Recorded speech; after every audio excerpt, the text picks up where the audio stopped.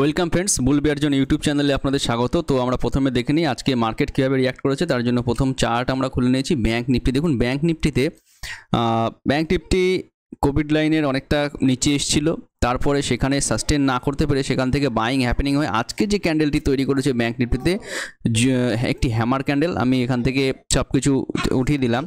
তো এটা হলো একটি হ্যামার ক্যান্ডেল এবং ক্যান্ডেলটি 50 ডেজ ইএম এর উপরে ক্লোজ করেছে, অর্থাৎ মার্কেটে বুলিশ সাইন কিন্তু এখানে ভরপুর রয়েছে, অর্থাৎ মার্কেট সেন্স করছে এখানে বুল হওয়ার জন্য। সো এখান থেকে মার্কেটে কিন্তু শর্ট করা কিন্তু মুশকিল, কারণ কি আজকে 600 পয়েন্ট ডিপ লাগানোর পরে আবার 600 পয়েন্ট রিকভার করা কিন্তু একটি বুলদের পাওয়ার, বুলদের কন্ট্রোলে মার্কেট আছে, এটা কিন্তু বলা যায়।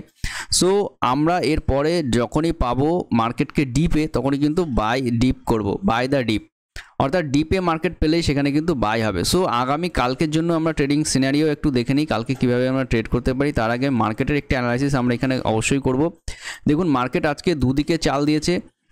সো প্রথম চাল দিয়েছে মার্কেট, এখান থেকে নিচে এসছে, তারপরে আবার উপরে গেছে, সেখান থেকে বিয়ার অ্যাটাক হয়েছে, বিয়ার অ্যাটাক হওয়ার পরে কিন্তু আবার বুল অ্যাটাক হয়েছে এবং বুল অ্যাটাক হয়ে মার্কেটকে হ্যামার ক্যান্ডেল তৈরি করেছে। একটি টাইনি হ্যামার, হ্যাঙ্গিং ম্যান বলতে পারেন, শুটিং স্টার বলতে পারেন, রিভার্স শুটিং স্টার, এই ধরনের ক্যান্ডেল কিন্তু তৈরি হয়েছে নিচের দিকে।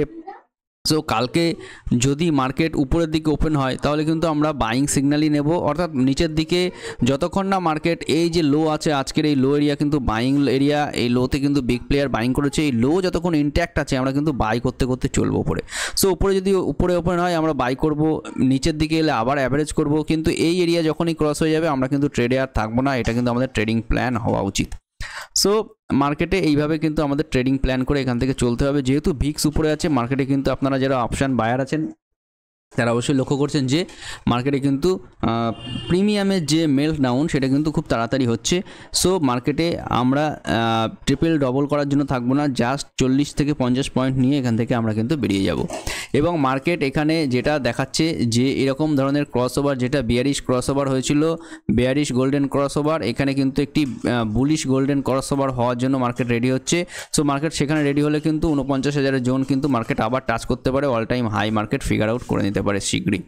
সো এখান থেকে আজকে বুলরা দারুণ ফাইট দিয়েছে, বিয়াররা কিন্তু আজকে দারুণ অ্যাটাকের মুখে পড়েছে। লাস্টের সিনারিওতে কিন্তু বুল যথেষ্ট ফাইট দিয়ে এখান থেকে গেছে।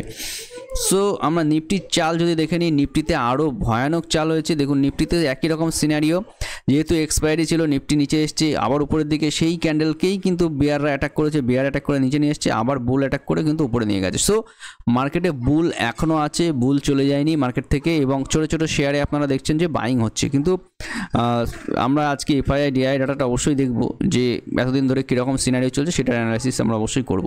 তো দেখুন মার্কেট যদি উপরে ওপেন হয় তাহলে কিন্তু এইসব এরিয়া সাপোর্ট জোন হিসাবে কাজ করবে। অবশ্যই মার্কেট একটানা উপরে ওপেন হয়ে একটানা উপরে যাবে না। সো সাপোর্ট নেওয়ার জন্য নিচে আসবে, নিচে যদি আসে এইসব এরিয়া সাপোর্ট জোন, এখানে অ্যাড করতে পারি আমরা, অ্যাড করবো এইসব অ্যাডিং জোন। সো এইসব এরিয়াতে অ্যাড হয়ে মার্কেট কিন্তু ওপরে যেতে পারে। সো সেরকম একটি ট্রেডিং সিনারিও যদি নিচে ওপেন হয়, নিচে ওপেন হলে আমরা ওয়েট করবো মার্কেট এইসব এরিয়াকে কীভাবে রেসপেক্ট করছে। মার্কেট যদি এইসব এরিয়াতে কনসোলিডেশন করে তারপরে রেসপেক্ট করে উপরের দিকে যায়, তখন আমরা সেখানে অ্যাড করবো এবং মার্কেটকে উপরের দিকে নিয়ে যাবো। এখন কোনো রকম বিয়ারিশ সিনারিও কিন্তু আমরা নিচ্ছি না, একমাত্র বুলিশ সিনারিওর জন্যই আমরা ট্রেড করব এবং সেরকমই ট্রেডিং প্ল্যান আমাদের আছে। এবং ব্যাঙ্ক নিফটিতে যে ক্রস ওভারের কথা বলছিলাম, নিফটিতে কিন্তু সেই ক্রস ওভার তৈরি হয়ে গেছে, অর্থাৎ নিফটি এখান থেকে বুলিশ সিনারিওই দেখাবে। আজকে যদিও বিয়াররা অ্যাটাক করে দেখাচ্ছিল যে নিচে নিয়ে আসবে, কিন্তু দেখুন গোল্ডেন ক্রস ওভার কি দারুণভাবে কাজ করে এবং মার্কেটকে উপরের দিকে নিয়ে যেতে সক্ষম হয়েছে। সো এরকম গোল্ডেন ক্রস ওভার যদি আপনারা পান কখনও 15 মিনিট চার্টে, আপনারা বাই করে চলতে পারেন লং টার্মের জন্য, বিটিএসটি করতে পারেন অথবা লং পজিশন কিন্তু এখান থেকে নিতে পারেন। সো আমরা চলে যাই আমাদের ডিক্সি ইন্ডেক্স আজকে কীভাবে কাজ করেছে, তার জন্য আমরা ডেইলি ক্যান্ডেলে চলে যাই। সো ডেইলি ক্যান্ডেলে ডিক্সি নিচের দিকে পড়ে আছে, যথেষ্ট গুড লেভেলে আছে ডিক্সি। সো ডিক্সির ক্ষেত্রে 104-এর নিচে এসছে, আমাদের মার্কেটের জন্য বুলিশ সিগন্যাল, যেটা আমি কদিন ধরে অ্যানালাইসিসই বলছি। সো ডিক্সির ক্ষেত্রে মার্কেট এখান থেকে কিন্তু একটি বিয়ারিশ ক্রস ওভার তৈরি করতে পারে। সো মার্কেট সেখান থেকে নিচে আসতে পারে। সো আমরা এইচডিএফসি ব্যাঙ্ক একবার দেখে নেব, এই ব্যাঙ্কটা জোরেই আজকে মার্কেট উপরে গেছে। সো কালকের যে বিয়ারিশ পজিশন ছিল সেটি কিন্তু এই মার্কেটে বিয়ারিশ পজিশনটা এখানে নষ্ট করেছে এইচডিএফসি ব্যাঙ্ক। এবং এইচডিএফসি ব্যাংকের এখানে বুলিশ সিগন্যাল তৈরি হয়েছে। সো এইচডিএফসি ব্যাংক কিন্তু এর উপরে বুলিশ হয়ে চলতে থাকতে পারে এবং 1478 এই এরিয়া থেকে এইচডিএফসি ব্যাংক একটি সেলিং পজিশন তৈরি করতে পারে, এই যে 1478-এর যে 50 ডিএমএ আছে এখান থেকে, এবং এই লেভেলটি ক্রস করলে আবার তার পজিশন হয়ে যাবে যে 200 ডিএসইএমএ এবং সেখান থেকে কিন্তু আপসাইডে এইচডিএফসি ব্যাংক চলে যাবে এবং আমাদের ব্যাংক নিফটি আপসাইডে যেতে পারে। আমরা দেখব 15 EM-এর কাছ থেকে এইচডিএফসি ব্যাংক কীরকমভাবে রিয়াক্ট করছে, নিচে আসছে কি উপরে যাচ্ছে, তখন আমরা অ্যানালাইসিস করব। এবং এই এরিয়াটার নিচে যদি এইচডিএফসি ব্যাংক চলে যায় কখনো, তাহলে কিন্তু ফার্দার বিয়ারিশ সিগন্যাল আমাদের চলে আসবে। এই লেভেলটা হলো সম্ভবত 1420 বা এরকম এরিয়া, 1431।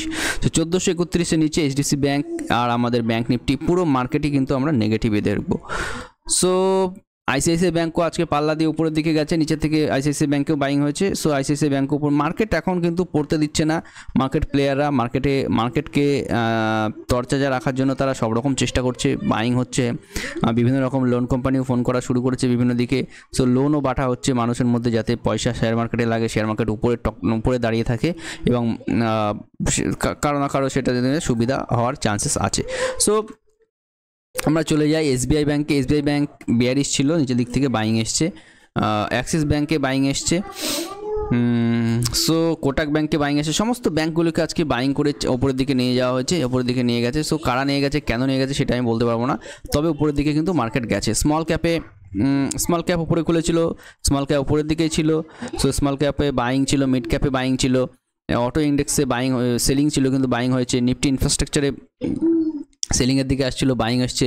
নিফটি আইটি এমন একটি সেক্টর যেটা কিন্তু বাইংয়ের জন্য চলবে এবং নিফটি আইটি নিচের দিকে যেহেতু পড়ে আছে, এই সেক্টরকে কিন্তু উপরের দিকে নিয়ে যাওয়ার একটা চান্সেস রয়েছে। সো নিফটি আইটিতে আপনারাও বাই করে এখানে চলতে পারেন। কোনো রকম রেকমেন্ডেশন নয়, রেকমেন্ডেশন দেওয়ার জন্য কোনো এই চ্যানেলটি খোলা হয়নি, এটা জাস্ট এডুকেশন পারপাসের জন্য আপনাদের এখানে দেখানো হচ্ছে। সো আমরা চলে যাই আমাদের যে ডিজিআই ইন্ডেক্স আছে সেটি কীভাবে কাজ। দেখুন ডিজিআই তার একটি রেজিস্ট্যান্স জোনকে পার করেছে এবং তার উপরে বুলিশ হয়েছে। সো ডিজিআই ইন্ডেক্সের কিন্তু নেক্সট টার্গেট আমার লেভেল আঁকা আছে, আপনি জানেন আমার টার্গেট লেভেল এঁকে চলি।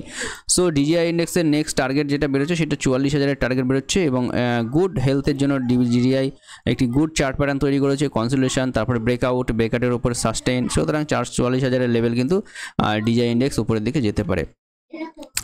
S&P 500 আরও উপরে যাচ্ছে। S&P 500 কিন্তু ডিজিআইয়ের থেকেও একটি উপরে স্ট্রং রয়েছে। ন্যাসড্যাক উপরে রয়েছে। সো ন্যাসড্যাকও উপরের দিকে যাওয়ার একটি চান্সেস রয়েছে। এখানে আমি ডবল টপের কথা বলছিলাম, সেটা কিন্তু এখানে তৈরি হয়নি, জাস্ট উপরের দিকে যাওয়ার একটা প্ল্যান কিন্তু তৈরি হয়েছে। Hang Seng index big buying. India Vicks নিচে এসছে এবং উপরের দিকে ছিল, আবার নিচে এসছে।